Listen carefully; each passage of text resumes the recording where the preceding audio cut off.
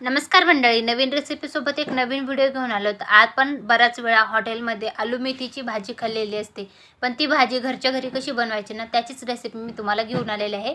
कढईमध्ये तेल घातलं, जिरे घातले, मोहरी घातली. त्यानंतर ते छान तडतडलं की त्याच्यात एक बटाटा घातला, साल काढलेलाच बटाटा घालायचा. त्यानंतर बटाटा थोडा तेलात परतवून घेतला की लगेच त्याच्यामध्ये एक जुडी मेथी जी आहे ना, तर ती स्वच्छ धुवायची, निवडून घ्यायची आणि नंतर घालायची. तुम्ही तिला चिरलं तरी चालेल.